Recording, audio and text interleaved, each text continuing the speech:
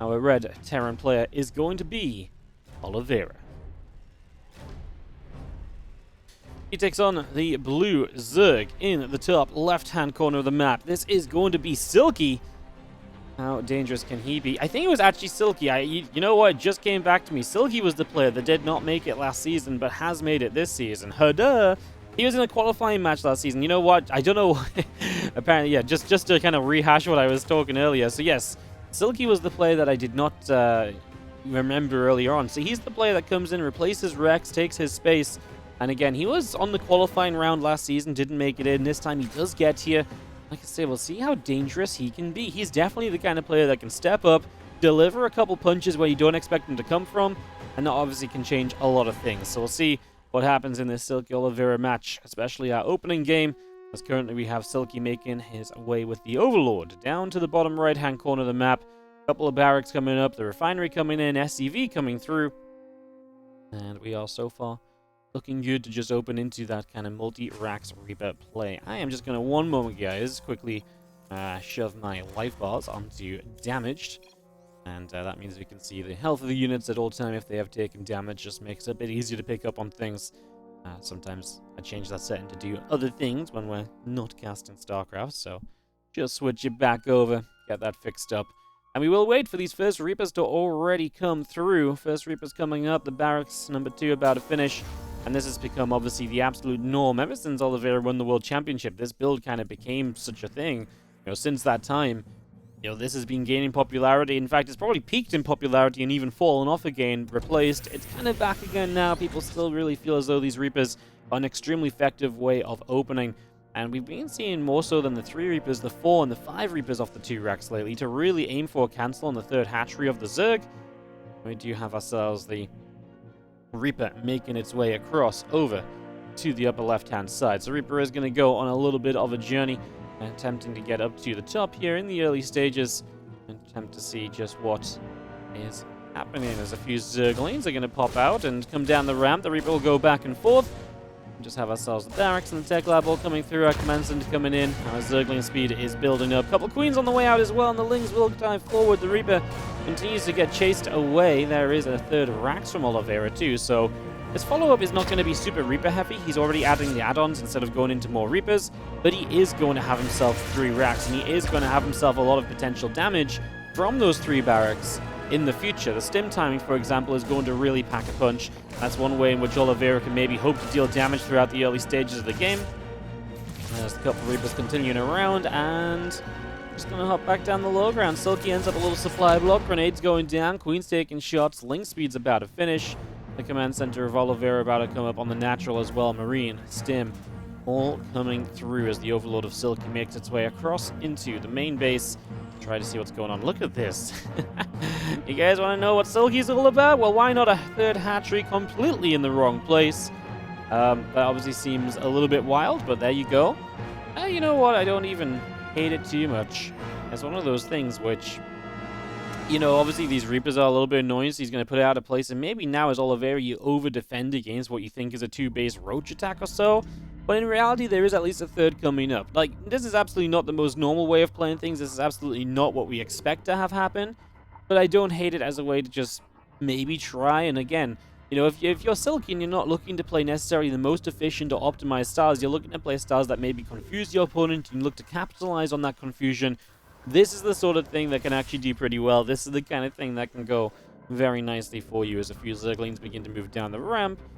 And then just going to come back up to the top, so continue to move around a little bit.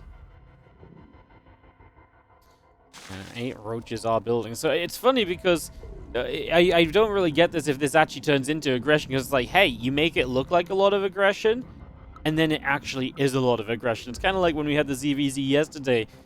We had Eggs. He transferred drones to the 3rd base to make it look like he's droning, you know, and play the mind game on his opponent. And then he kept droning. Silky, he makes it look like an all-in, and then he's actually going to all-in. That or he's just preparing very heavily for this incoming attack, which does need to be taken seriously, and maybe he just sees this as an opportunity to, hey, I can get rid of these Marines, and if I get rid of these Marines, I can then counter-attack. Marines are going to get a Ravager early. The Ling Roach coming from the other side is interesting because, in a way, if nothing else, Oliveira will be able to force these units to turn back. and spend some time dealing with this. Good grenade to buy you a little bit more time. We target down 11 drones during this. Maybe not a lot of the army units, but again, you've bought yourself time to get preparations up back at home, including the double bunker production.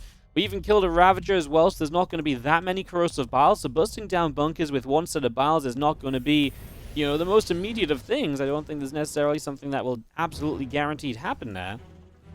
And just see our Lings continue up. Our Ravager's still coming through the couple of bunkers.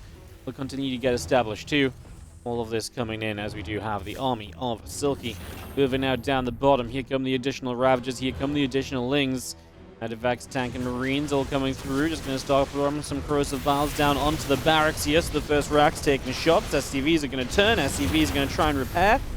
And Marines will try and come through. Tank shot firing onto a couple of roaches. There's 2 roaches going down. You really got to get rid of these bunkers. I'm surprised there's no SCVs to try and preemptively repair. I love the barracks position. Going to stop some of the links around on that bunker on the top. I mean, Oliveira is going to kind of win convincingly, but you guys tell me that it wouldn't have looked at least a little bit better if he had just, you know, it wouldn't have looked a little bit better, surely at least a tiny bit, if he just repaired the bunkers. A couple SCVs to repair because there's not enough Ravagers to shoot them down all at once. So yeah, I'm not 100% convinced about that one.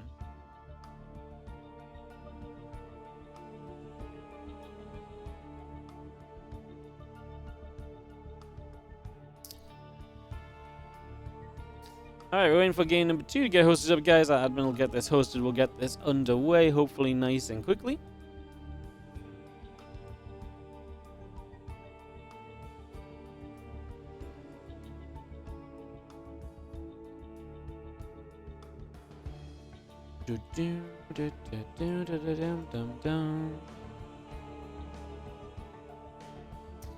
So, a couple moments, guys. Hopefully it doesn't take too long. We're pretty quick, usually, again, hosted from game 1 to game 2. So, hopefully we can just get it rolling.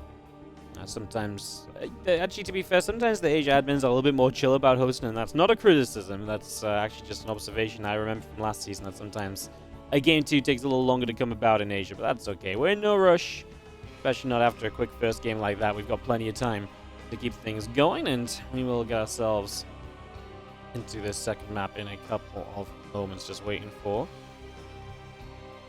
a lobby link or an invite, and we'll go into this game number 2.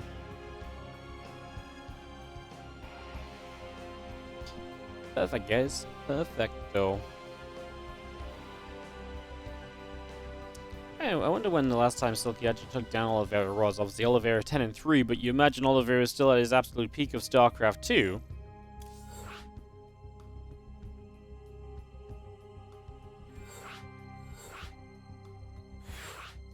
As we get ourselves into the lobby, it's going to be Solaris. Actually, a pretty small map as well, especially with those acceleration zones. Moves across the map happen super quickly. We go from one side to the other. We really can get, you know, accelerated across to the other direction. Let's see what is going to happen. As we will hopefully get going. I hope they're not ready for me.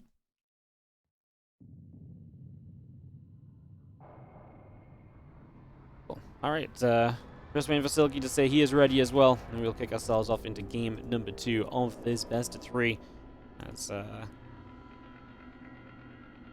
yeah, just waiting for Silky to say he is ready. Admin is like, Silky, Silky!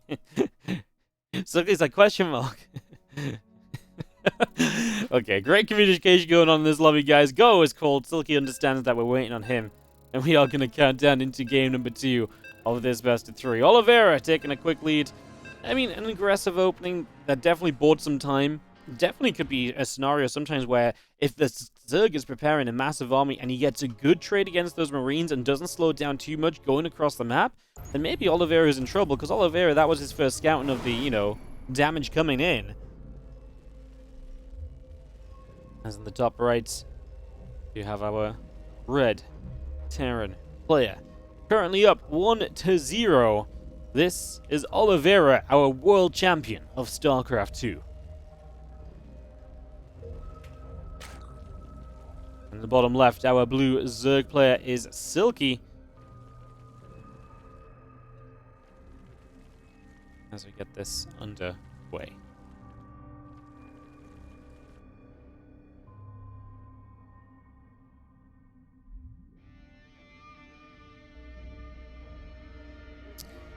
So, again, my only real criticism of Oliveira game 1 was that he didn't repair the bunkers. And hey, he didn't need to repair them at the end of the day, right? Like, he held it off without really being in trouble. It's one of those things where in another situation, repairing the bunkers is maybe not a bad thing to do. But I can also understand that in another situation, you maybe just expect those bunkers to insta-die to, like, 6 biles. And obviously there just wasn't that amount of Ravagers here. And maybe Oliveira didn't have that info. I feel like he should have done, though. Like, he had a good scout of the entire army. He killed off one Ravager himself initially as well. I feel like that's one of those scenarios he should have been able to kind of put together the idea that, hey, actually, I can sort of do this. I can kind of deal with this. So, for the moment, we do have Silky's Overlord heading toward the upper right side. Double barracks both coming down. The SCV getting produced. Hatch, gas, pool, and drones on the way up. Just having ourselves this game number 2. Continuing along as our orbital command is going to set up in the upper right side. And for the double racks once again, just going to see a couple of Reapers to put some pressure on early. This was actually a very early hatch from Silky. I believe he went 15 hatch, so a little bit of a different order of things, but not really. I mean, it's going to change the timing slightly. It's not going to do anything too wild, I don't think, overall, as he just gets himself the couple of queens. It's one of those things where some players like these kind of builds. Sometimes it can be a little bit of a safer way of doing things, and then you take a bit of a slower drone count. But yeah, at the moment, just continuing along with this, and seeing our first Reaper making its way out across to the bottom left side. We are going to go into 3 Reapers at least this time. We had only 2 Reapers last time around, so the add-ons... Now, the add-ons are not going to come in anywhere near as soon, which, yeah, just a different way of doing things, which obviously is perfectly fine. Looks as though we're just going to go to 3 Reapers and work from there. Different way of doing things is not a bad thing. You know, that's the power of this build, that it can be different each and every time. You can make your opponent keep on guessing. You can make your opponent keep on kind of trying to figure out what's going on. As a couple of Reapers continue to hang about. Again, Ling speed and a few Lings will continue through. And that's going to be what Silky needs to start really pushing these Reapers back and retaking control of the map. No third hatchery started just yet, so not having got that on the go as a Reaper grenade comes through. A couple shots come down. It's going to be backing away back to the bottom. Got ourselves a couple of extra racks building themselves up. And we actually lose 1 Reaper, so 1 Reaper goes down immediately. The second Reaper gets taken down as well. Zergling speed still about halfway done. And yeah, Stimpack just building up off of this. We're going to go 3rd barracks and a 4th barracks in the main base. So Oliveira even more aggressive than last time. Ramping up the pressure. Going to get a lot of Marines on the go. And he is just going to absolutely send it here for this game number 2. So Oliveira feels as though Silky will not be prepared. Silky gets an evolution chamber in the back of the natural. That's unlikely to have upgraded anything by the time it gets to dealing with this first push. What you really need is either just a very good amount of Ling Queen, which I think can be okay. Obviously, Banelings would help if you can get to them, but I think just a good amount of Ling Queen in the right position is perfectly fine as well. The problem being just that right now you're doing nothing but droning, and you're going past 40, while Oliveira is building up masses of Marines, Stim and Combat Shield on the way up, 5 Marines on the way at a time. Oliveira's incoming attack is looking as though it really will be quite deadly. There's extra Marines all popping out, everything rallying into the natural. Our hatchery is going to finish up over on the left-hand side, so we will get that hatch finishing over on the left. And our Marines just gonna, well, sit in the natural, gonna drop down the depot. Well, you guys are locked in. You guys are not allowed to leave the base. Okay, actually, you guys do have the pass. You do have permission. So across the map we go. There's the Baneling Nest. There's a few Lings. Like I say, I mean, it's not a terrible setup from Silky. I was a little afraid that he was just going to keep droning, but 43 seems to be his number, and that's alright. Of course, this does arrive quickly. The speed zones will just make these Marines run even quicker. Go, guys, go. And it's like that Stim Pact without even having to press Stim. So they're just going to move through there nice and quickly. And let's see if Silky can find a good fight. The Marines walk onto creep for the first time. 1 Marine sees the Lings and the Queens on the 3rd. That means you probably want to fight on the natural. Basically, fight where the Queens are not. Straight into the natural mineral line. We are going to find a Queen popping out for free. We're going to be choked up against the Zerglings. No Queen DPS during this is such a big issue. And as we do see, the Lings are likely going to clean up, but this turns into a very expensive trade on the Zerg side. We target by a couple of drones. Nice transfusion to save drone kill number 3 from happening. Okay, you know what? Resource loss is actually pretty even, and this was not quite the dive that Oliveira wanted it to be. Silky did just have enough Zerglings in the end, so the preparation was good enough. We now have +1 attack on the way, starport about to finish, extra Marines and SCVs producing through. Our Lings are going to come back across the left-hand side. A fourth hatchery gets put into the front. Evo Chamber number 2 coming up, so we'll already have the Carapace upgrade done. The melee upgrade now starts. These Marines continue to gather together as a couple of mules will drop down. We just have ourselves medevacs, Marines all coming through. Third command center building in the main base. So we continue to get this on the way for the moment. And again, the +1 attack upgrade coming through on the engineering base. So bring that up. CC's all coming in. Plenty of Marines on the build. And obviously with medevacs now, you're going to power up a little bit further. Oliveira, only 4 workers behind Silky. That's the good news about all this. His economy is actually looking pretty good considering, well, his third CC is so late. So his actual worker count is great. Just, actually needs to get that third CC up and then down into position. That's got to be his next step here as these medevacs will load and we will go boosting across to the far left-hand side. So away we go. Double medevac play. Looking to get around the far left. Meanwhile, some Zerglings just going to open up a set of rocks in the center. So just going to take those down. Here come our medevacs unloading. A few Marines will be able to grab a creep tumor to start us off. And as we advance onto creep, there's a few more creep tumors we can grab easily. And we will scan to start working deeper as Lings Queens coming through. The medevacs will load up Marines once again. They're going to pull back away into the center of the map. The melee and +2 Carapace just continuing in with 12 more Zerglings all coming through. We have ourselves Marines who can have themselves a couple of additional creep tumors. The more damage we're getting done here, the better. 1+1 attack's about to finish, so these Marines will be equal on upgrades with the Zerg. Obviously an attack versus a Carapace, but 1 upgrade each. As we dive forward, a Queen goes down, a couple of Queens go down. There goes number 3. Medevacs load up once again. We're going to dive into the main just a little bit deeper. As we have ourselves the Ling Bane continue to produce through, and well, the rest of these Lings are going to fight. This is going to be starting to be, I think, where Oliveira finds a lot of his damage. He's also poised on the top left with a drop that's currently unloading and preparing. So just going to keep jumping between bases, make Silky move. And Silky on 55 drones is only making units at the moment, which in itself is generally a big issue. That Widowmine shot decent to start things off as well. Yeah, generally that is... Oh my goodness, big shots continue to go down as Oliveira picks up and backs away. But yeah, the main thing I'm thinking here is that Silky does this a lot, where he keeps on a lower drone count and just starts spamming Ling Bane. This doesn't surprise me, so it feels bad for him. But if anyone knows how to play off of 55 drones, it might actually just be Silky, He might be one of the most experienced 55 drone players when you're meant to be at 75 drones of all time. And again, not a criticism, it really is just his style of play. It's unique, it's not quite the norm. He really does set those lower work counts for longer than usual. And you can see here Oliveira starting to get a bit of an army supply lead as he's not going overcommitted. Like, if he goes for one big push into this, he's probably going to have a bad time because the Zerg has a tremendous amount of units. But just doing damage with little drops, which means you can retain a lot of your units, means you're getting the value of trading while the Zerg's on a low economy, without the Zerg benefiting from the size of army that they have built into. Oh, we just split away. Felt like those Lings were all about to stack on each other, but nope, we split away and we dodged that Widowmine shot. There's a little bit more Ling Bane gets set in the center. Widowmine gets a Ling as well. On this bottom side, we're going to work our way through this hatchery.